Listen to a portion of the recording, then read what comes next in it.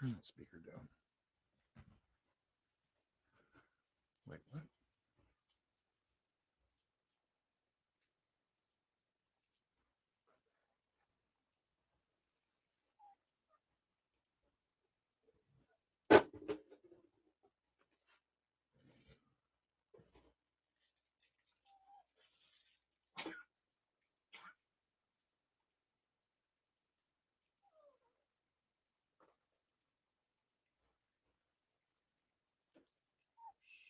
Good.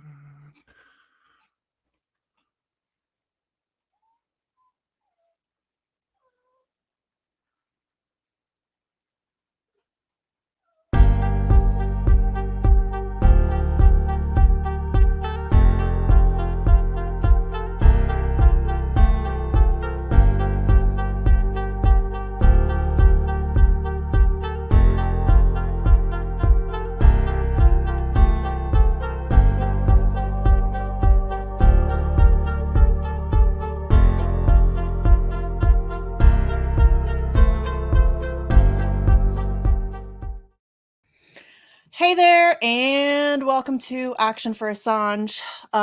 Unfortunately, we have to do a not so fun show, although I think we're used to that here on this channel. That's kind of what we do. First, let's get into the numbers before. First of all, Sleepy Josh is here Hey, in the everybody. background doing all the tech stuff that I'm incapable of doing because that's what he does for me.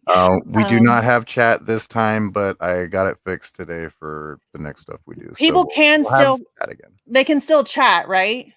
It's Can just they chat? yeah, they can still chat. It's just hard for us to see it. I'm going to try to monitor it on my phone. So every once in a while, I'll take a glance over. So if anybody has questions or whatever, leave them in there. And I'll try to get keep track of them as we go through the show. But we got it. We're getting it. We're getting it, guys. We're we're getting there. We're both a little absent-minded. And I hate tech stuff, so I will avoid it at all costs. So also, I want to pre-apologize because I have been very sneezy today. So if I sneeze 900 times on air, I'm sorry. I know that that's not the best of circumstances. But I don't know if it's just allergies or whatever. It's driving me crazy. So I'm a little, I have like a little bit of a head thing going on today. So I'm a little out of it. Okay, so let's do the numbers before we dive into the unfortunate news of the day. So it has been 1,860 days since Julian Assange was essentially kidnapped from the Ecuadorian embassy and thrown into Belmarsh prison. It's been 1,224 days since he was denied bail, just 2 days after Judge Vanessa Breitzer called for his release after denying the extradition request, which was a very interesting choice for her to make. It is 6 days and some change until the May 20th extradition decision. We're going to talk about that a little bit later in the show. The next hearing for Julian Assange, in which we will in fact get an actual decision this time, I think. That is taking place on Monday, May 20th. So here we go. It's like, I guess it's not even 6 days and some change. It's like 5 days and some change, given the time zone difference. Yeah, so it's a very stressful week for those of us who care about these issues. I'm a little overwhelmed, I guess is the good word to use. And it has been approximately 21 hours since our friend David McBride was sentenced to nearly 6 years in prison for revealing crimes, for exposing crimes. He has now been sentenced to nearly 6 years in prison. I want to start the show off by playing you something from David McBride that I think it was from a couple days ago. Let me bring this up here. Share screen. Sorry, I'm not used to StreamYard. We don't do this enough for me to be great at this. So this is a video that David McBride put out 3 days ago. I'm sorry. And I'm going to try not to cry. That's my goal. Okay. Did that come up okay? Just want to make sure. Yeah. Yes. Okay. All right. Here we go. This is David McBride. Okay. A few short videos before Tuesday. I was trying to spend the last weekend with my daughter. The oldest one's overseas, youngest one's here. So I'll make it short. I just want to thank everybody that supported me over the past 5 years, 6 years. Been incredible support around the world, but especially in Australia. Thank you so much. Fantastic donations and beautiful comments. I'll leave a longer video about what else, but that's all I can really say. It's been hard. It's been 11 years. Pushed to my absolute limits. And I certainly would not have made it without the support of the incredible people that I have. So just thank you for that. You know who you are. And I'll do you proud on Tuesday, whatever happens. As I say, I may have broken the law, but I did not break my oath to the Australian people. And I won't let you down in jail. I will stand tall and continue the fight for a better Australia.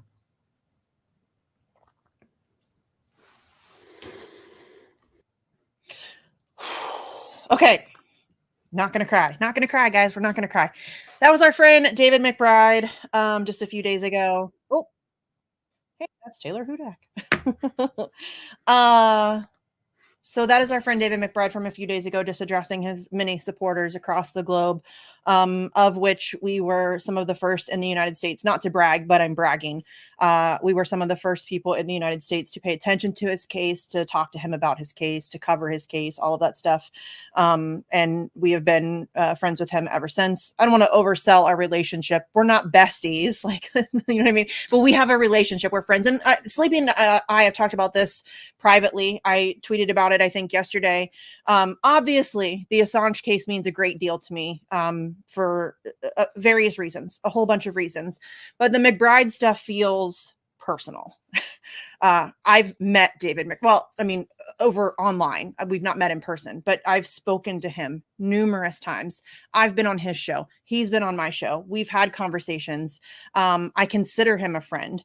And I think that that's why this feels so much more personal. It's not just about, the Assange stuff feels kind of personal, I guess, but nothing like this. It's nothing like what I think the fact that he's a whistleblower and not a publisher is also a factor in that. Yeah, for sure. Because without people like him, you wouldn't have Assanges. Yes.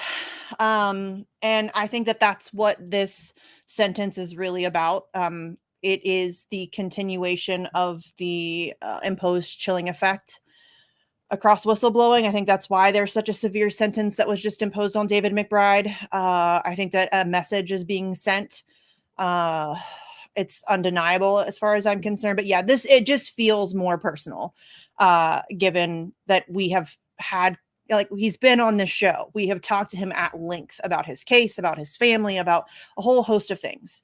And so it just feels a little bit different. And so I'm sad and I'm really pissed off. I'm pissed off. I don't even think it's a strong enough term. I'm not sure there is a strong enough term. I'm furious. As we said about the Assange stuff, we shouldn't even be here. We shouldn't even be having this conversation. There should be statues to David McBride. There should be a parade in his honor today instead of him spending his first day in prison of a 6-year sentence, nearly 6-year sentence. So it's I'm very, very, very disgusted by all of this. But I wanted to show you that in his own words, thanking his supporters, of which many of our viewers have been for many years. You have followed along on that journey with him as well. So I definitely wanted to just let him speak to you in his own words. I also wanted to just show you a little brief bit. This is from Consortium News. They did, by the way, please go and support Consortium News. Please. I do. Yes, I do too. And I'm broke as hell. That's one of the I just recently made support. Yeah, I just recently made a donation during their spring fundraiser. They are incredible. They are some of the only, first of all, They are some of the only people who covered this trial, the David McBride stuff at all. Like David McBride gave the information to Australian journalists, ABC journalists in Australia. They barely covered this shit. It's unbelievable the lack of coverage about this case, about the Assange weren't they case. rated over that? Yes. Yeah. Yes. But they don't really cover it. I mean, they'll do like a quick, I think I saw like a 1 minute, 20-second video that they put up, like a just blurb, like David McBride was sentenced to 5 years, 8 months in prison. Really? Also, That's all you got? Mary Kostakidis covered the hell out of it too. Yeah, Mary Kostakidis is fantastic. I'm going to talk about her a little bit later. I sent her some DMs earlier about the Assange stuff on Monday. So we'll talk. She's fantastic as well. But please go support Consortium News. If you can't donate, I get it. Like, I totally get it. But you can share their work. You can subscribe to their YouTube. You can, I don't know if they have a Substack. I'm sure they do. Wherever you can go and follow, subscribe, all of that stuff, do it, because they are doing some of the most important work on issues of whistleblowing and press freedom and all of that stuff. So please go support them. But I wanted to show you just the beginning of their, they were outside the courtroom. Kathy Vogan was also inside the courtroom. She did a great job trying to live tweet the proceedings in the courtroom, which I was following intently last night, hoping for good news. We did not get it, but hoping for good news. And she did a fantastic job, and she always does. So please go support Consortium News. But I just want to play just this first. It's just him showing up to the court. Is this it? Yes. It's just him showing up to the court, and he just makes a very brief statement. So just wanted to full screen it. Okay, here we go.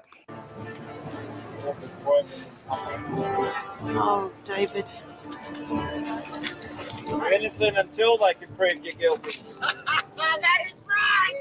That is right, my friend. David, are you prepared to go to jail? Good morning, everybody. Hi, David. Hello, David.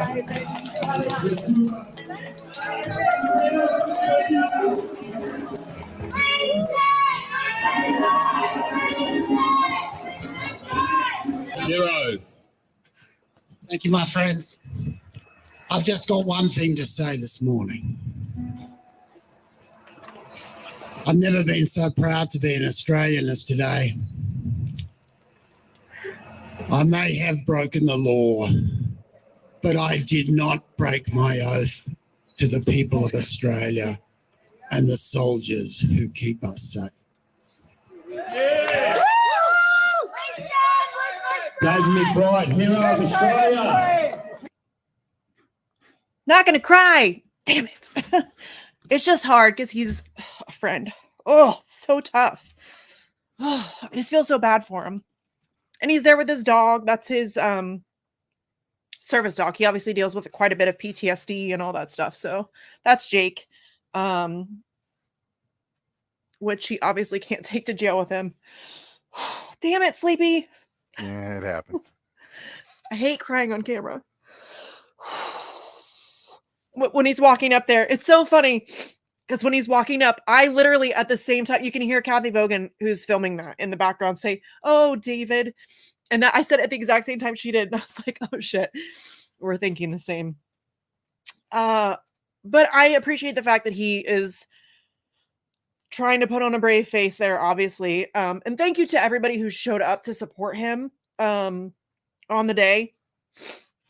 I know that there was one woman in the courtroom who, when Judge Mossop, fuck that guy. When Judge Mossop came into the court, they yelled something like shame on the courts or something like that. So shout out to the woman that did that. You're my spirit animal. Thank you for that. And following the sentencing, apparently it got very spicy in the courtroom. And Judge Mossop ran, bolted. At least that's what Kathy reported in her live thread, the tweet thread that she was doing covering. I'm sorry, guys. Get it together, Winston. Okay. Okay. I also, for those of you that don't know what exactly this is all about, and I'm sure all of you do, but just in case you're new here, and you're not familiar with David McBride's case, I don't want to go through all of it. It is, there's a lot. I will say that you can go to Consortium News. They have a fantastic video. I wish I could put it in the chat. I can't. I'm sorry. But if you just go to Consortium News YouTube, they have a really fantastic video with oh, hold on, I'm blanking on her name. Eddie Lloyd, who is a fantastic attorney, and she also did a live thread on Twitter. She was also in the courtroom if you want to check that out. I'm going to bring up both of those live threads so we can just kind of parse through them here in just a second. But they did a fantastic video 2 days ago, just kind of detailing the case and things like that. But McBride exposed not just war crimes, but also the mistreatment of Australian soldiers. And he did so because he attempted to go through proper channels and got nowhere. And that is the case almost always. I don't know, Sleepy, maybe I'm wrong. I don't know of a whistleblower that I'm familiar with who didn't first try to go through proper channels. I don't think Snowden did. I think he did, didn't he? He attempted to go through NSA. I don't know, because he was a contractor, so I'm not sure on that one. I'll have to look into that. I'm pretty sure that he did. I'm not sure though, but yeah, the vast majority we've dealt with have all tried to do it properly and got nowhere with it. Yeah, and they feel like they have no other recourse, and so they have to take action and attempt to go to the media to get attention on it. So these were crimes against humanity, man. You know, yes. And this is what's so frustrating about this, because here we are yet again, where the person who exposed the crimes is being treated as the criminal, and it is mind blowing to me that we are okay with weren't this. they gunning down farmers and shit? Yes. I mean, some of I don't want to detail all of it, but like the removing of hands of people that they've just slaughtered, like a whole bunch of just really gross stuff. Illegal, like hardcore. These are obvious war crimes, many times at the behest of the United States, which I'm going to play a clip here where Kathy Vogan asks Eddie Lloyd about the affiliation between Australia and the US, and her answer is fucking fantastic. Yes, so he's very similar. I often liken him to Chelsea Manning. Maybe not the same extremes. I think Chelsea Manning exposed some really awful stuff, and McBride did too, but Manning I think revealed more, but very similar situations where just some of the most heinous war crimes were being committed, and nobody was doing anything about it, and so he did, which as a military lawyer, as a lawyer, you have a duty to do that. Like in the Judge Mossop claimed that that's not the case, that his duty to the military was more important than his duty to the Australian people, which is absurd. And it's just, again, it is mind blowing to me that we are okay with time after time after time. It's the whistleblower that is punished for exposing crimes and not the criminals who commit the crimes. It's so fucking backwards, and it makes me angry. I mean, Jeffrey Sterling, John Kiriakou, Chelsea Manning, Thomas Drake, Daniel Hale, now David McBride. I mean, it's just time and time again. We see the whistleblower being punished for revealing crimes, and the people who commit the crimes walk free. Like there's not a single person who has even seen the inside of a courtroom, let alone been charged with anything or faced any accountability whatsoever for any of these situations. And it is insane to me. It is insane to me that we're fine with that. Everybody's just fine with that. And it's so backwards. I just don't have words for how ridiculous that is. But I'll go ahead and play this video that I just mentioned, since I mentioned it. This is from the Consortium News video that I mentioned, where they discuss the case in more depth. And listen, we've talked to David McBride on this channel. You can go back and pull those videos up where he discusses his case for himself in his own words. You can go back and check all that out. I just don't want to spend too much time rehashing it because we do have a lot to get through. But I just thought that this question, and more importantly, the answer, was pretty significant. And it made me, I literally stopped what I was doing and was like, fuck yeah. Like that was a great answer. So let me pull this up. Oops, wrong button. This one? Yes. Okay. So this is Kathy Vogan with attorney Eddie Lloyd. There is a need for it to be independent as well. You mentioned before that we worked with the United States. And at one point during the week-long hearings, there was a King's Counsel who came in and started talking about the need to remove evidence because it could be damaging to our foreign partners. So how much has this got to do with the United States? I don't think we're working with the United States. I think we're working for the United States, Australia. I think we're bending over for Uncle Sam, left, right, and centre. And that's the concern there. And I think that was one of the reasons why so much of the evidence was kept in a safe and kept from the public, because we know it did touch on other jurisdictions and it did touch on Australia entering into operations with the US without asking any questions. And you can't do that. And then, you know, working out, oh, we better make up a reason as to why we're going into Syria for this particular operation because we've just gone in there anyway because the US have asked us to. That's what they didn't want to. That's what they didn't want to expose. That's what they didn't want coming out. That's what they're protecting. I don't think that that is highly classified information. I think that that is information that we, the public, should know about, because I do not want our government entering into operations in other countries just on the say-so of the US and then cobbling together some kind of reason for it later. I mean, that's very frightening. And the way David McBride's case has gone has been, you know, it has been a very, very fine illustration of our democracy crumbling, and shows us exactly who is in control now and who owns Australia. We do not own Australia. America owns Australia. And that is why the Americans are so interested in this case. And that is why the Americans are so interested in Julian Assange and extraditing him and shutting him down. And American friends. By death by 1,000 cuts, you know. It's just time for us to start getting this information out to the mainstream. And it's been very, very unfortunate that the mainstream media have been absent in the case of David McBride. Where were they on sentence day? All of that evidence that was coming out that was just so astounding. All of the evidence that threatens our democracy that was coming out, but yet there was barely any reporting besides you and I. Yeah. And that's the fourth estate, you know, that's the fourth estate. And they are in bed with the government. Yes, they are in bed with the people that they're supposed to be holding accountable. And that is the problem with mainstream press.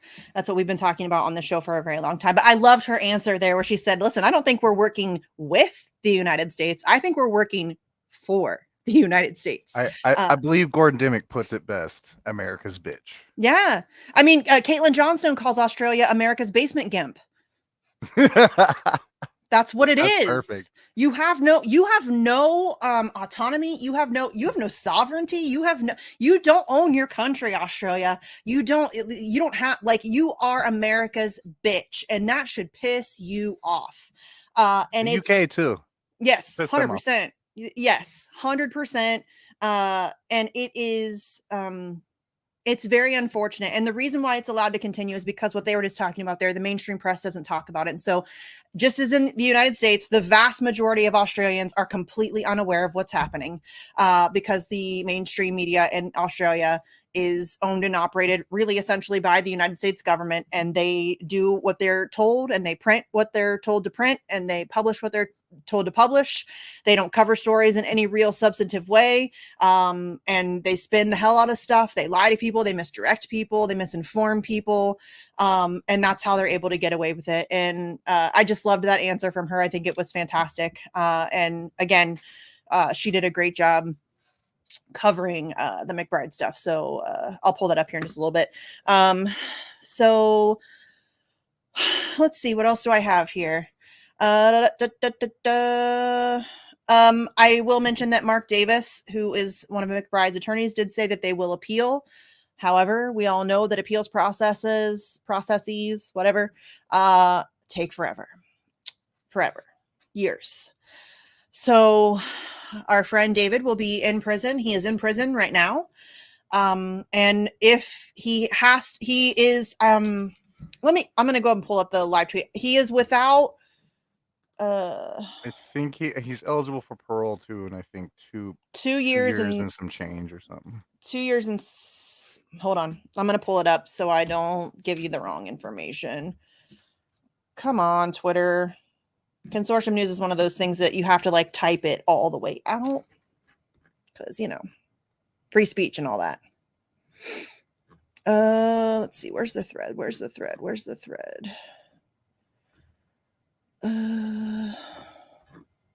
I should have had this already pulled up. I apologize, guys. And shout out to everybody that's here. I'm sorry, we don't have chat and I'm not really able to. I only see a few people in the chat, so at least on the A4A channel. There might be some in the other channels. Okay, so he 27 months is non-parole. So he can potentially be released in 27 months, which I think is August of 2026, if I remember correctly. If he is forced to serve his entire term, he will not be released from prison until the year 2030. Gross. Yes. He was given 68 months. Once again, 5 years, 8 months for doing the right thing and exposing the crimes and corruption of government to the Australian people, which anybody with any level of conscience would do, should do, and should be supported in doing so. And instead, the person exposing the crimes is being treated like the criminal. And it is so disgusting to me. But some of the stuff that I don't want to go through the whole live thread that Kathy has, although I highly recommend if you are interested in exactly what took place in the court, go check out Consortium News or go check out Eddie Lloyd, who we just saw there on that video. She also has a thread up on her Twitter page. Some of the stuff, and Sleepy, we talked about this before, especially the medical stuff. It's so hard to listen to. Listening to them. Having to have all your mental shit aired out for the public so they don't lock you in a hole forever sucks. Yeah. And having to be David McBride sitting there listening to them degrade you and attack your character and try to pretend as if you're some criminal when you just did the right thing is just ridiculous. It just makes me angry. Apparently, though, he sat very stoically the entire time. Jake, his dog, was noticeably distressed. I think was probably feeding off of the anxiety that David must have been feeling. Kathy mentioned several times that Jake was fidgety and things like that. So, although I will say that David McBride, so many character references, so many people came out in droves to talk about what an amazing human being David McBride is. And he is, we know him a little bit, and he is a fantastic human being, in my opinion. And that really had no bearing. They don't care. They don't care that you're a good person and that you do the right thing and that you served your country in the military for however many years David was in the military. He had no criminal record, upstanding member of society. None of that mattered. They didn't care. But yeah, they had to go through the whole, he has PTSD and he has mental health issues. There was a time when he was self-medicating with alcohol. He had a little issue with alcohol for a while. He managed to dig himself out of that hole. He started dieting and exercising and all of that stuff. He's in fantastic shape now. He really started taking care of himself. But his defense team had no choice. They have to bring these things up. They have to use anything that they can, right, to keep their client out of prison. And so bringing these things up, like, I mean, he saying, he has PTSD. He was in a really terrible place that had an impact on his decision-making and all of that stuff. I don't think that that's relevant because his decision-making was dead on. He did what he was supposed to do. He did what he should have done, which was expose this bullshit. But they don't see it that way. They do not see it that way at all. In fact, the judge said that David thought that he knew better than the ADF. That shit pissed me off. Yes. It was just just like smug condescension. Yes. And it reminds me so much of the Assange stuff when they were calling Assange, what they call him, a narcissist and a miserable little worm and whatever else they call him. Character assassination. That's all they got. They don't want to have to bring up what he leaked. Yeah. Yes. So he was let out of the court by 3 policemen, and a woman, I don't know who it was, took his dog. Hopefully his daughters will be able to take over for Jake. And it just makes me sad that like he was only able to spend his last weekend with one of his daughters because the other one was overseas, and it's just sad. All of it's awful.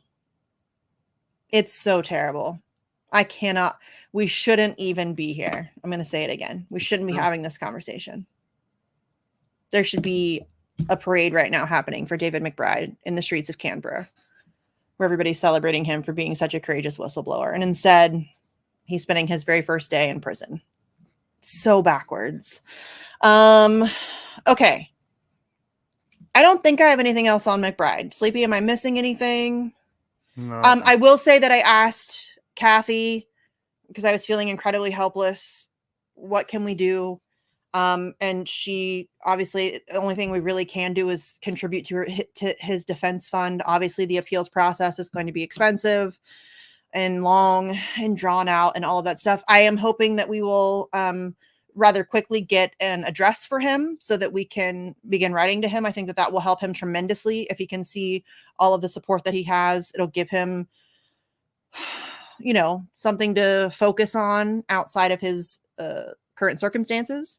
So once I get an address for him, I would really appreciate if everybody would take 5 minutes out of your day once a week, once a month, and write him a letter, send him a card. I don't know if he's able to receive books or any of that stuff yet. Once I get any and all of that information, I will make sure to blast it, because I would like very much for people to. Yeah, and please do it. I mean, he mentioned a lot of times that the support he got from everyone around the world kept him going. So yeah, that can't stop because his address changed. Yeah, great point. Yeah, he did. I mean, every time I spoke to him, he mentioned how unbelievably humbled and grateful he was for the amount of support that he received from people across the globe. And that really did help him. He knew what he was up against. I mean, he's not an idiot. He knew what he was up against. He knew what he would be up against, I think, when he did what he did. But I think it helps knowing that you didn't do it in vain, and that people see you and they appreciate you and they respect what you've done. And it just sucks that he has to make this kind of a sacrifice. I mean, he's going to lose at least 2 years, 3 months ish, or 5 months, whatever it is, of his life. Potentially more. He may be all the way up until 2030. That's time with his children. That's time. That's his life. I mean, it makes me angry. It makes me really, really angry. So yeah, once I get an address for him, I will give it to you guys. Please contribute to his defense fund if you are able to. I will tweet that out. I can do it now. Let's see. Kathy replies. I will tweet that out now. In fact, I can pin it to my please help. I just tweeted it. So if anybody would like to contribute to his defense fund, please go and do that now, so that he can continue to fight on appeal and all of that stuff. So, and I'm not super familiar. Now I'm going to have to learn a whole other legal system. I'm going to have to figure out how the Australian appeals system works. I think it's very similar to the UK. Obviously, they're under the same crown. So I think it's very similar. I think you have to request leave to appeal and all of that stuff. So it's going to be very similar to the Assange situation. So if you can contribute, please go and do that. And I think that that's it on McBride, unless Sleepy, you have something that I'm missing out on. No, I think we touched on everything. And thank you to all the indie journalists that actually did cover it. There were a few. So there were a few, not many. I wish more people would have covered his stuff more in the U.S. But yeah, shout out to like Richie Medhurst, who has been covering it for a while now as well. Did anybody else cover it? not that I know of. I don't think Consortium News so. sure did, though. Consortium News absolutely did. I will say Hotspot did a video on it today. I don't know that they've done steady coverage of it, but they did do a video today. So thanks for that, I guess. In Context did a video today. Again, I don't know exactly to what extent any of these outlets have covered it over the years. Mint Press, obviously, at least they just did a picture instead of stealing somebody's video this time. That's cool. Sorry, shots fired. It's a pattern of behavior now at this point. Do better. I like Mint Press. Yeah, I don't like to have to be like this. They do good stuff. Stop stealing people's work. Okay? Just, it doesn't take much to say video credit, do dissidents. Video credit, Indie News Network. It doesn't take that much to add a credit. Just no, it would take less time than scrubbing the watermark. Dude, the Indie News Network, Do Dissidents did not have a watermark on their video. They tried to rush that out. So they didn't, but they actually like removed INN's watermark and replaced it with their own. That is some shady shit. Like, that's just basic journalistic activity. Like, that's integrity. You don't fucking do that. You don't do that. It's not okay. And especially when you're Mint Press News and you have a relatively decent sized platform and you're stealing content from a tiny platform like INN and passing it off as your own. That's just not okay. It's just not. Stop doing it, please. I don't want to have to not like you guys. I think you do great work. So just stop doing it, please. That would be fantastic. I'm trying to just look through like the tags. Obviously, I should mention there are Australian politicians, very similar politicians that support Julian Assange, David Shoebridge being among them, who were at the hearing and that stand by him. The Duggan family, Dan Duggan, who is another political prisoner currently in Australia, who I actually had somebody from their team on my old show on TNT. If anybody wants to go check that out. Although I don't know if you can find that on TNT anymore. You're gonna have to get it from Sleepy because they wiped my show out. I need to start uploading it, but it's gonna take a while because it's a lot. It's a lot. But hopefully we can get that up soon. But that's a whole crazy case too. So yeah, there just wasn't a lot of coverage from. Hey, Ian Davis covered it. Thank you, Ian.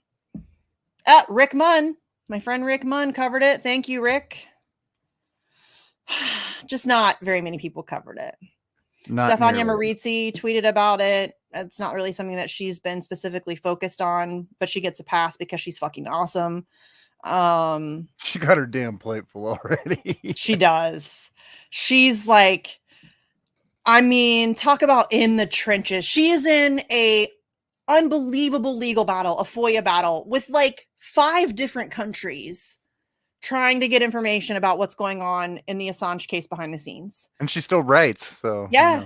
Yeah. I mean, she's incredible. I love Stefania so much. So she gets a little bit of a pass because she's been a little preoccupied with other things. RT covered it. Thank you, RT. Andrew Wilkie, another Australian politician who is supportive of David, which they have Andrew Wilkie. I don't know if I said him already. Did I say him already? I think so. Yeah, the Assange contingent there is pretty significant. They have a cross-partisan, fairly large support group there. So it's not surprising to me that David has support there as well. But yeah, if you're an Australian, start bugging your politicians and your media. Yes. For the love of God. I mean,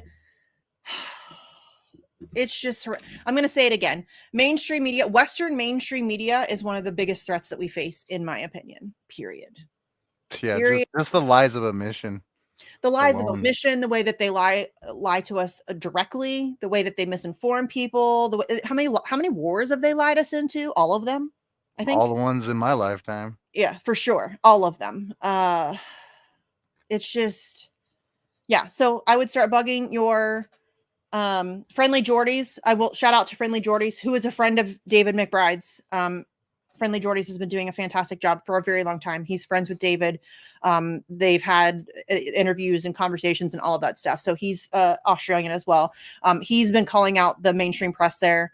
But it's just not enough. It's just not enough. It's just not enough. Most people have no idea who David McBride is. And that is a travesty. Like, that is just a travesty. And I'm not just saying that because he's my friend and I'm biased, although he's my friend and I'm biased. But people should know who David McBride is. You should know who David McBride is and what's happening to him and why it matters. But also people need to be aware when they Kathy and Eddie were talking there about the U.S. directly interfered in this case. The defense team had everything worked out. They had all of their game plan. They had all of this evidence that they were going to use to show a public interest defense as to why David McBride thought that he was doing the right thing. And the United States swooped in and was like, no, we don't want that evidence in court. And so the Australian court system was like, no problem, locking it up. And they literally came into the courtroom and gathered up evidence from the defense team and took it away. That happened. And that was at the behest of the United States government. I mean, I guess the silver lining is we all know all these legal systems are a fucking joke. Yeah.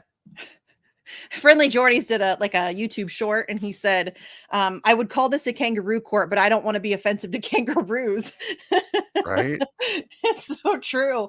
It's beyond kangaroo court. Like, it's such a joke. I don't even have. The fact they did that should have knocked that sentence way the fuck down alone.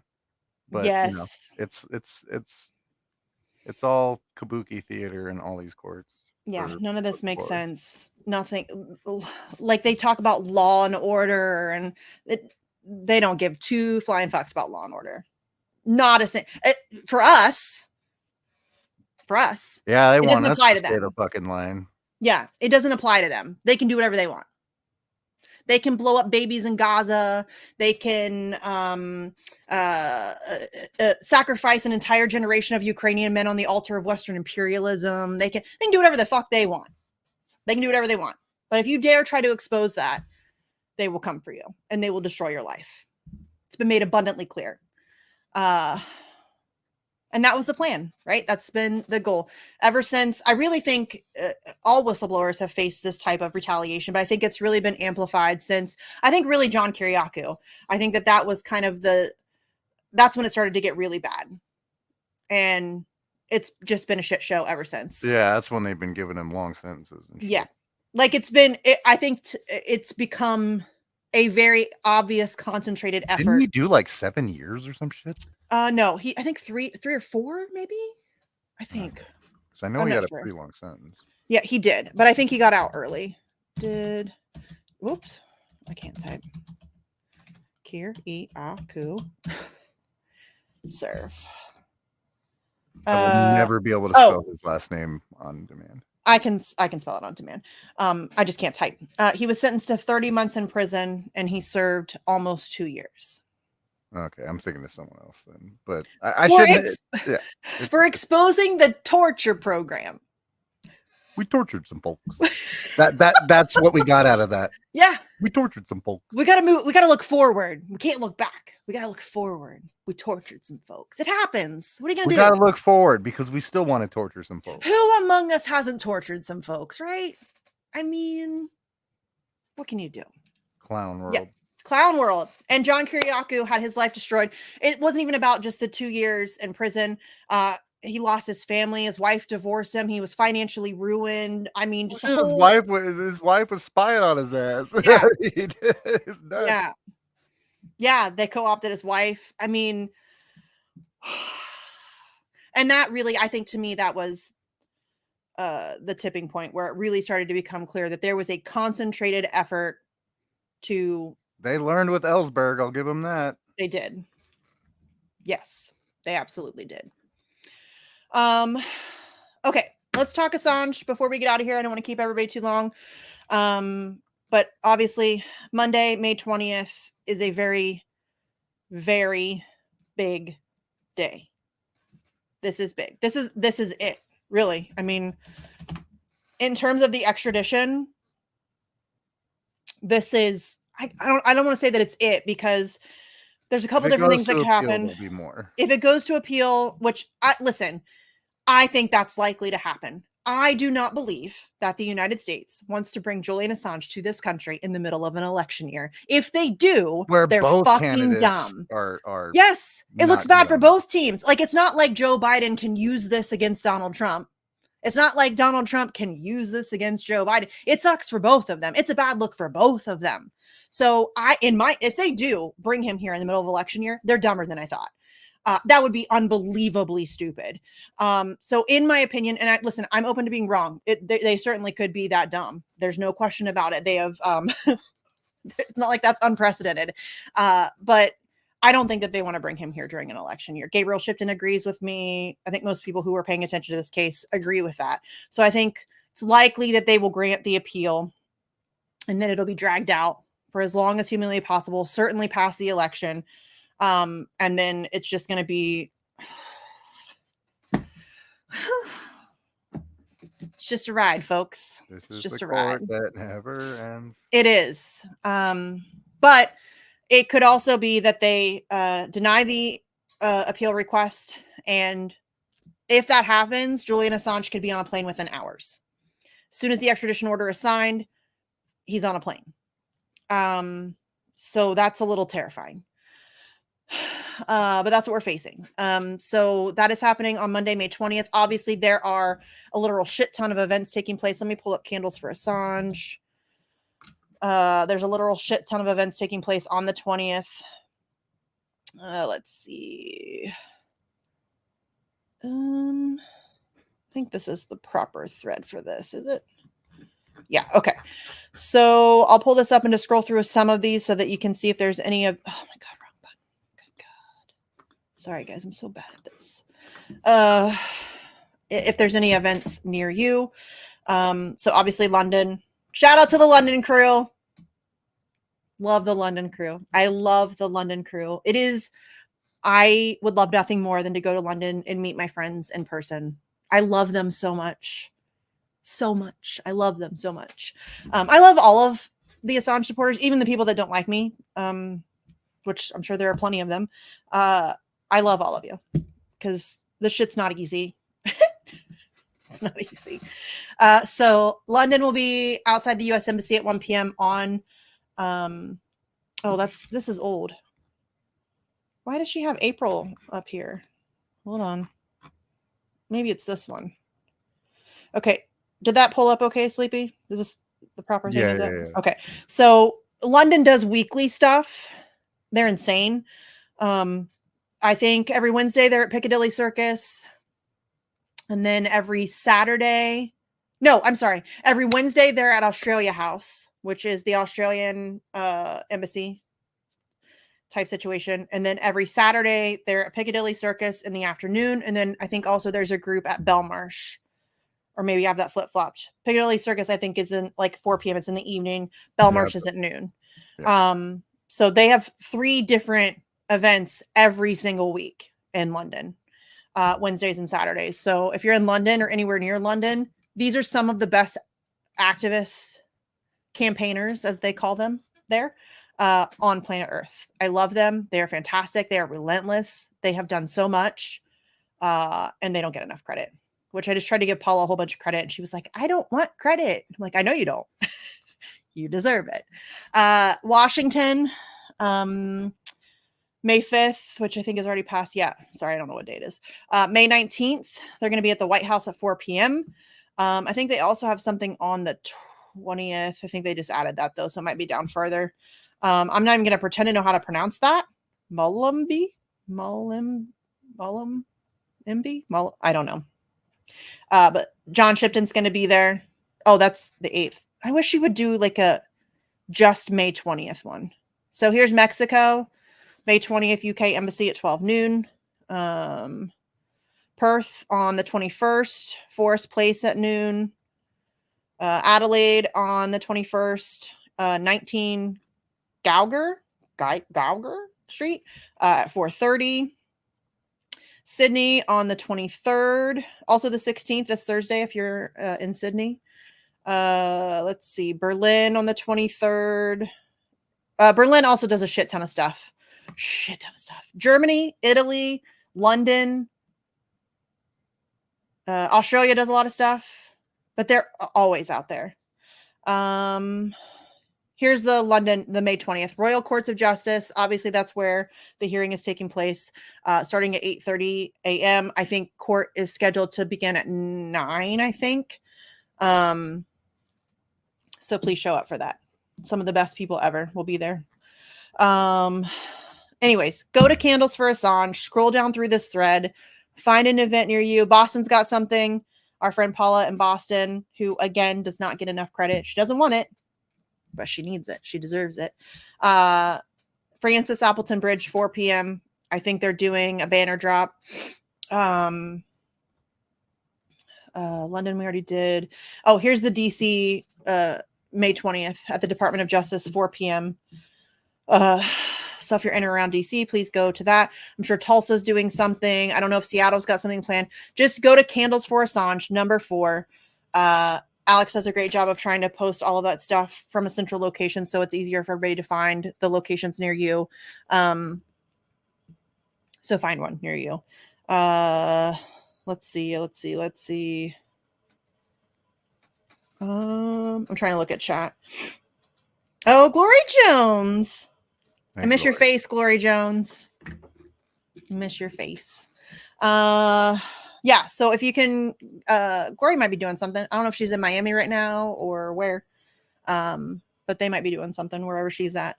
But if you can get to an event, please get to an event. Or start an event. Be an event. All you need, literally, poster board, Sharpie, sidewalk. Done. That's all you need. That's it. That's all you need. I think I am going to wake up early and live stream, obviously. I'm so stressed out. Are we doing one of them 3 a.m. deals? Well, let's see. Well, I don't know. What's the time change right now? Because I know it was like daylight savings time fucks with it. Hold on. I think that's rolled over there finally. So we're now 5 hours again, right? I think. Let's see. Right now in London, it is almost 1 a.m. So that's 5 hours, right? Yes, for you. Yeah, for me. Yeah. 1 hour back from you. So. You don't have to get up if you don't want to. I might be up already. Who knows? Okay. Because if it starts, we probably should start around 8:30. We can get some live feed. I'm sure somebody will have live feed. I'm sure Gordon will be there. Or somebody will have live feed from outside the court. But I will be live streaming one way or the other. Very, very early in the morning. So if that's 8:30 for us, 3:30. Fuck. Yeah, that's what I figured. I wonder if I should just stay up, just stay awake all night. I think that's 2:30 for me. I can swing that. Oh yeah, I could stay up that late. But I mean, I don't even know how long it's going to take. You know how long these dude, the David McBride thing. Man, it took forever for them to read the actual decision. It was like a couple hours. Like they had to rehash everything. Like we know why we're here. We already know why we're here. Can we please just get to the point? It was very stressful. I swear they do that to punish people. Yes, for sure. It's part of the process, right? But yeah, so on Monday, I will be here. Sleepy will probably be here to live stream the decision. Once again, I will try not to cry on camera. Hopefully, although, listen, there is no good news. I'm just going to be blunt. There's no good news. Either he gets the appeal and he remains in Belmarsh for who knows how long, or he's extradited to the country that was trying to kill him. Where's the good? Somebody show me the good news there. There is no possibility for good news on Monday. Unless magically somebody's like, we should just drop the charges. That's not going to happen. But I mean, that's the only potential for good news. And so it sucks. There's really no win here. We're used to that, though. There's not ever any wins for us. It's like being punched in the face repeatedly. It is like that. Why do you think I like invent wins? I have to maintain my sanity. Okay, so I also just wanted to bring up the fact that once again there are shenanigans in terms of who is being allowed to cover the hearings on Monday. So our pal, good Kevin Gostola from The Dissenter. Everybody go check out The Dissenter, support all of that good stuff. Kevin has done a fantastic job over the years. I don't think he likes me much. I don't think like that whole crowd. I'm not really their people. But I like Kevin, and I think he does fantastic work. His book is fantastic that he wrote on Julian Assange, and The Dissenter does great work. And listen, Kevin has been on this since before it was the Assange case. Like, we're talking Chelsea Manning stuff. He covered all of the Chelsea Manning court-martial, all of that. And so he's been on this from jump. And so his work is invaluable. Everybody go check it out. Support. And in depth. In depth, yes. If you really want to know the Assange case, he's one of those people that you should be paying attention to. But he tweeted out earlier today, and also he has a video up on his YouTube channel where he discusses the Assange hearing and some Israel stuff. And I watched it earlier. But he talks about he was denied access yet again to the video link. I also DM'd Mary Kostakidis, who we mentioned earlier, who's an Australian journalist, and she said that she didn't even bother to apply because she knew that she was going to be denied because they have some really ridiculous. Well, last time you had to be in the UK and shit. I think that they're using that same justification. And also, this says here from Defending Rights and Dissent, which is Chip Gibbons' organization. They tweeted out earlier, "We are disturbed that again, the UK High Court is blocking remote access to international journalists. Both Kevin Gostola and our policy director, Chip Gibbons, who hoped to cover the hearing for Jacobin, were told it was, quote, not in the interest of justice, end quote, to grant remote access. Please explain to me how making sure that the single most important court case on press freedom in modern history, arguably ever, getting adequate coverage of that. Please tell me how that's not in the interest of justice. Can somebody please explain that to me like I'm 5? Anybody, please. Because that makes no fucking sense. And people have been asking, can you stream the hearing? No court. No, they won't allow cameras in the courts.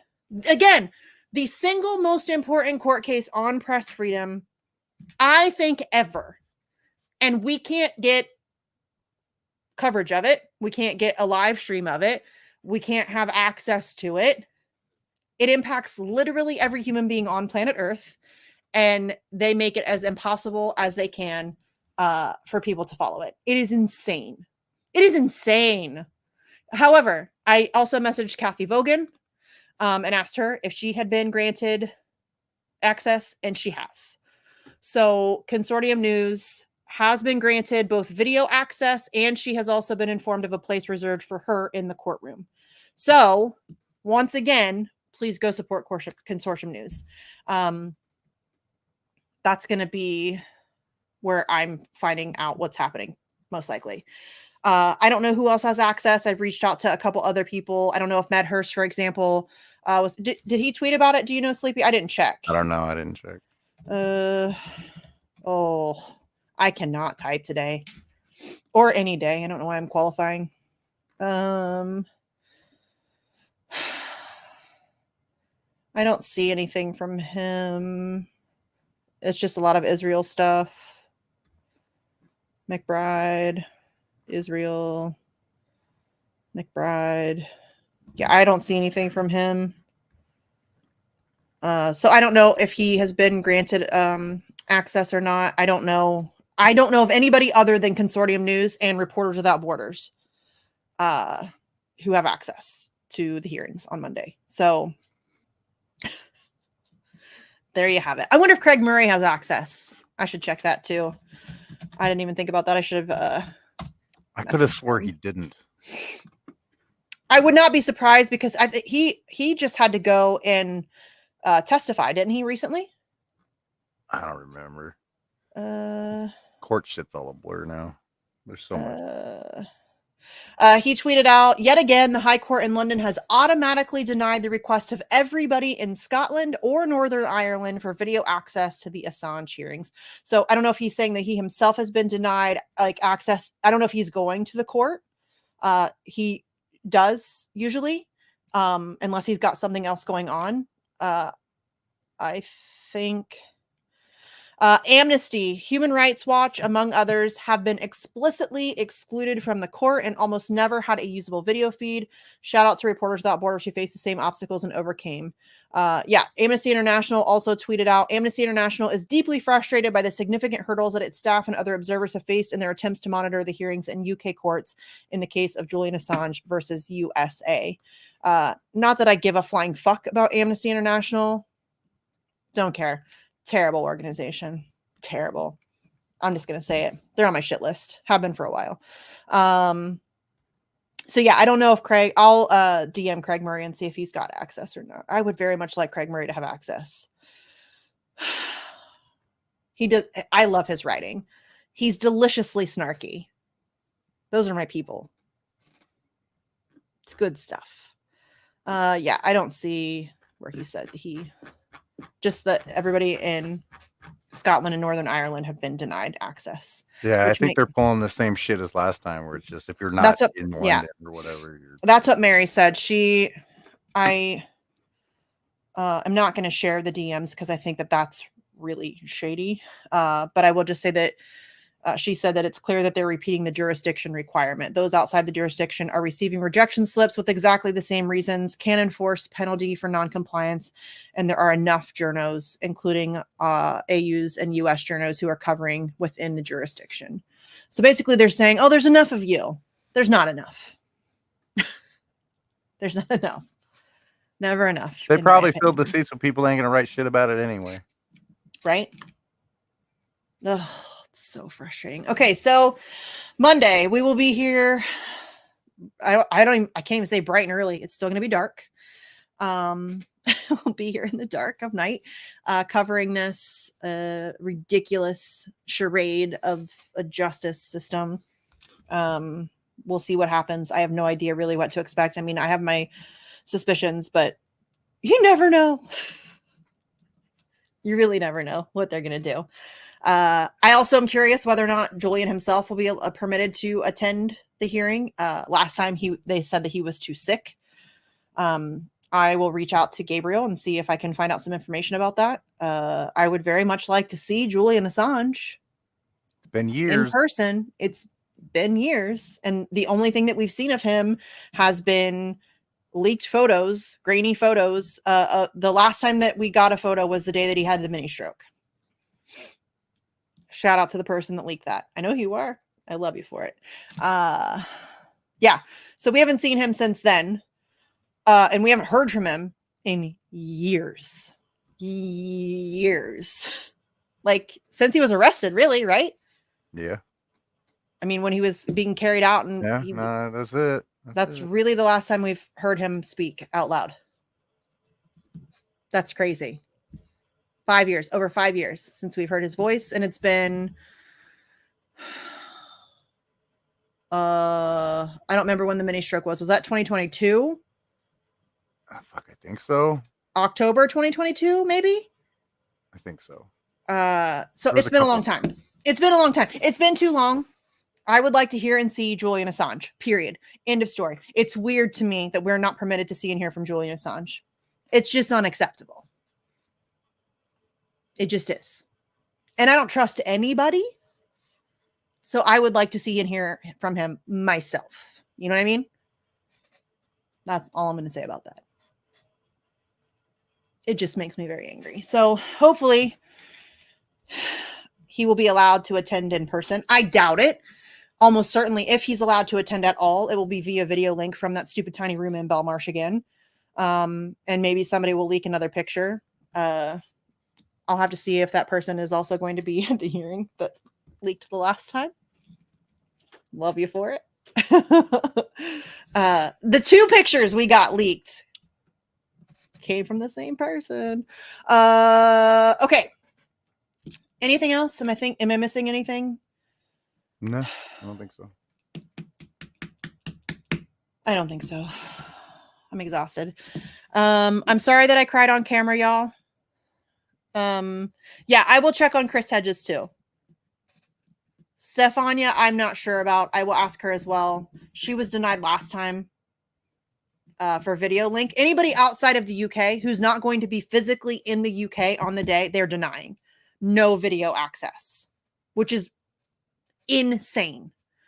So I don't know. She's in Italy. I don't know if she intends to travel this time. I will message her and ask. That would be cool. I can't imagine that she wouldn't, knowing the circumstances. I'm sure that she wants to be there. So I will definitely check that out. And yes, Natalie, Kevin Gastola, thank you, VS Adams, for adding that.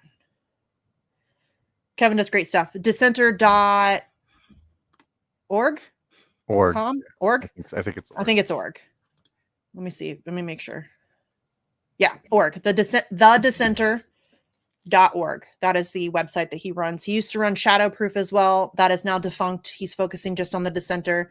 He does really great work. Please go support good independent media, not the drama for clicks. Actually, don't let me get on my high horse. Support whoever you want. I'm not going to tell you who to support, but just be mindful of who you're supporting. Support people who are covering real stuff and not drama, because it's easy. There's too much of that right now. There's so many people in independent media are just like, I'm going to pick a fight with so-and-so and get clicks from it. It's just dumb. There's a lot of it though. Okay. We out of here? I think so. All right. See y'all Monday, Tuesday, whenever the hell that is. Monday. Very, very. Wait, is that Monday? I think it'd be Tuesday early as fuck in the morning. No. No? Because it's Monday, 8:30 a.m. So it's Monday early as fuck. It's Monday very, very early. Okay. Yeah. We'll see y'all Monday. So Monday morning, around 3:30 a.m. Eastern, we will be here live covering the extradition decision for Julian Assange. Thanks for tuning in. Please go support David McBride. I tweeted out his donation link for his GoFundMe to support his defense fund. Please go support that. Please go support Consortium News. Please go support Kevin Gastola and Stefania Marizzi, and whoever else we talked about today that is awesome and deserves support. Support Assange activists.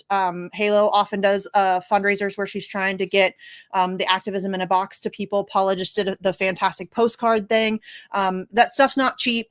And a lot of these, trust me, I know, we often do that out of pocket and it's incredibly expensive. It's why I had to back off doing it out of pocket, because I've spent thousands of dollars out of pocket. And I know that they both have as well. Kendra in Denver has as well. All of the Assange activists, most of the stuff that they do is out of pocket. I know that London right now is trying to do a fundraiser for the double-decker bus, the tour bus thing. They like deck it out in Assange stuff and drive around downtown London. I think somebody else is trying to get the billboard trucks for London. Randy Credico is always doing the billboard trucks either in New York or DC. There's Assange activists out there all the time doing incredible work, and it's not cheap. So if you see one of those fundraisers and you have a little bit to contribute, consider contributing, because we need all the help that we can get. Okay, I'm off my high horse now. We'll see you on Monday.